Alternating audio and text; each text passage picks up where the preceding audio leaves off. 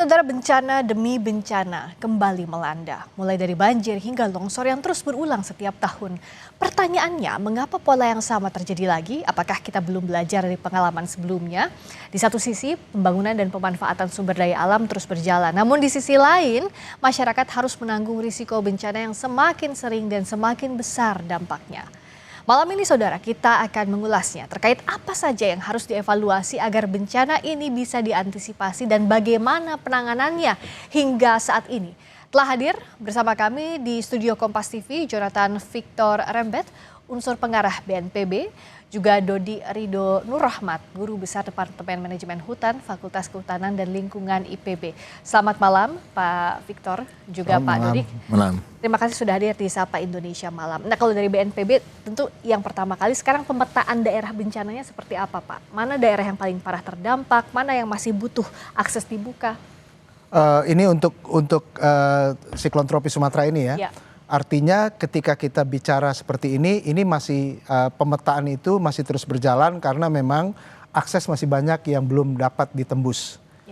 Walaupun kita sudah berusaha, memang kalau yang terdampak paling parah itu Sumatera Utara. Kalau dihitung dari korban. Paling banyak ya? Paling banyak. Tetapi kemudian di Aceh juga masih banyak daerah yang sulit untuk masih ditembus. Oleh karena itu kalau kita bicara sampai sekarang hitung-hitungannya bagaimana, karena ketika kita bicara tentang pemetaan sudah tentu pemetaan korban yang paling pertama itu masih Sumatera Utara, tetapi kemudian penghitungan kerugian masih sedang dilakukan dan kemudian akses jalan juga masih dilakukan, sehingga harapannya dalam 2 hari ke depan kita lebih tahu lebih jelas lagi ya. Nah, dalam hari-hari ini sebenarnya bagaimana soal status kebencanaan dan penanganannya seperti apa agar masyarakat juga kan bisa tahu. Banyak yang mendorong ini ayo segera jadi bencana nasional karena dianggap dampaknya masif. Nah, sebenarnya seperti apa Pak? Ya, kembali saya sudah berbicara banyak tentang penetapan status bencana nasional, karena penetapan status bencana nasional itu adalah sebetulnya kita bicara tentang sumber daya.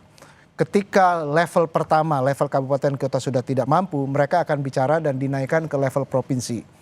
Sekarang level provinsi sudah mengeluarkan tiga-tiganya SK tanggap darurat dan itu sudah dilakukan. Tetapi kalau memang provinsi sudah tidak mampu lagi, ini paling tidak di levelingnya, itu baru mereka melaporkan dan meminta untuk diberlakukan status nasional, bencana nasional.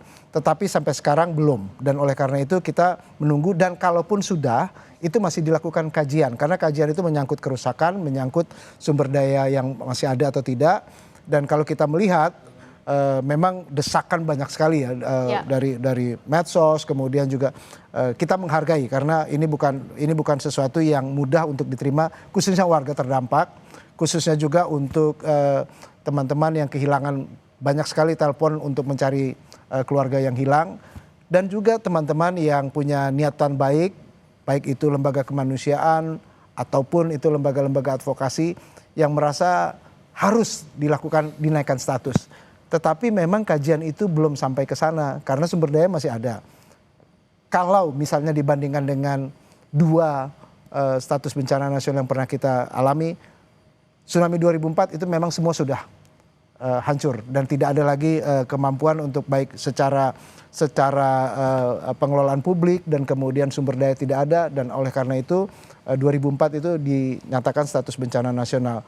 Tetapi kalau kita melihat ini, pertama dari segi leveling, kemudian dari sumber daya, dan kemudian dampak kerusakan, itu yang kemudian pengambilan keputusan yang tidak mudah di situ. Jadi kita menghargai masukan, desakan, tetapi kita juga harus melihat ini sebagai sumber daya masih bisa dilakukan dan pemerintah pusat sudah melakukan upaya yang masif untuk menurunkan sumber daya pusat, mendukung semua kerja-kerja kemanusiaan dan tanggap darurat di 3 provinsi ini. Nah, kalau Pak Dodik melihatnya dengan kondisi kebencanaan seperti ini, bagaimana penanganannya? Kalau dari sisi korban ataupun keluarga korban, tentu kan ini adalah masa-masa yang membuat siapapun pasti down. Karena tidak bisa ada masuk bantuan, masih banyak akses yang tertutup. Cara bertindak seperti apa sih sebenarnya yang diharapkan? Ya, tentu saja untuk saat ini prioritas adalah bagaimana menangani korban ya, karena masih banyak.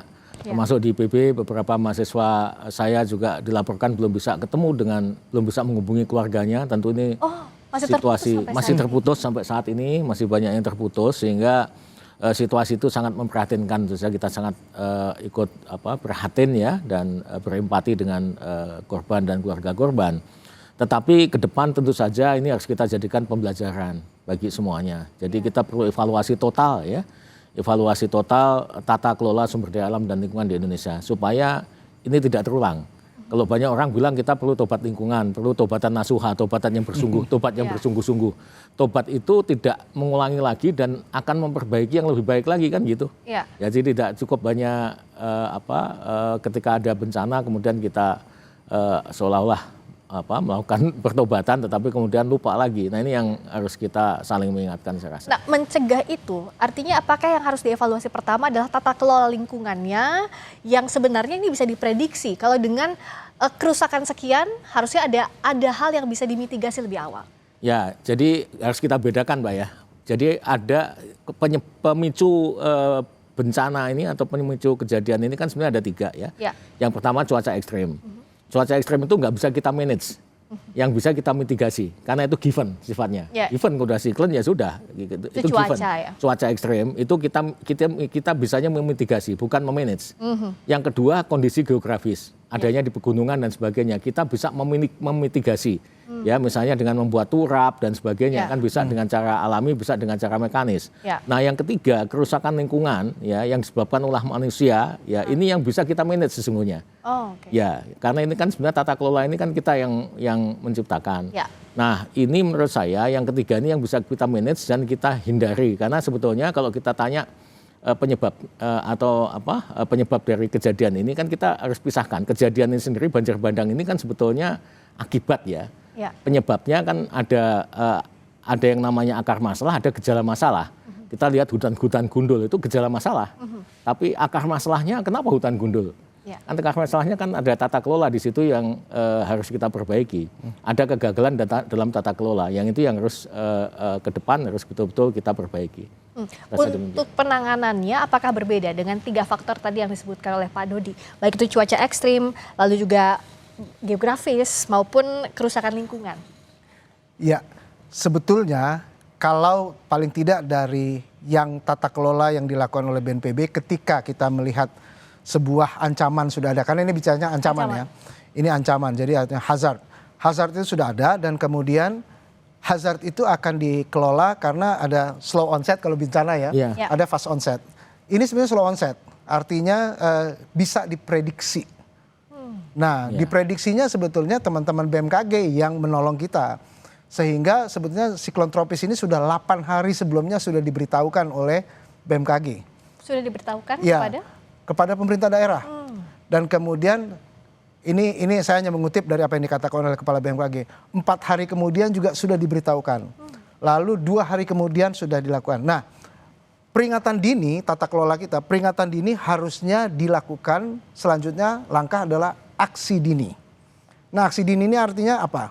Bisa melakukan, mengeluarkan SK siaga darurat, di mana bisa mengerahkan semua sumber daya daerah, baik itu kabupaten kota maupun provinsi, tetapi juga bukan hanya itu, mempersiapkan semua OPD terkait dengan tugas dan fungsi masing-masing.